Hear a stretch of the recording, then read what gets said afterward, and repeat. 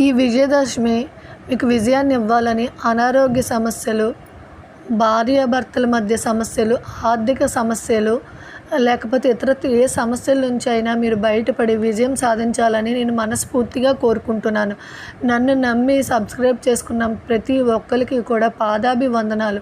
మీరందరూ కూడా నిండు నూరేళ్ళు, అష్టైశ్వర్యాలు, ఆయురారోగ్యాలు, పిల్లా పాపలతో సంతోషంగా ఉండాలని, ఆ దుర్గమ్మ చల్లని చూపు మనందరి మీద ఉండాలని నేనైతే మనస్ఫూర్తిగా కోరుకుంటున్నాను. ఈ విజయదశమి అయితే మేమైతే ఇలా సెలబ్రేట్ చేసుకున్నాము.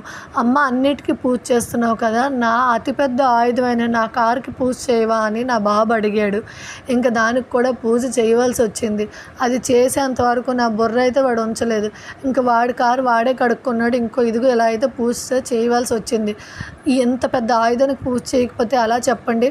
రోజంతా ఉదయం నుంచి రాత్రి వరకు ఈ ఆయుధం నా చెవులు ఓరెత్తిస్తూనే ఉంటుంది, నన్ను భయపెడుతూనే ఉంటుంది.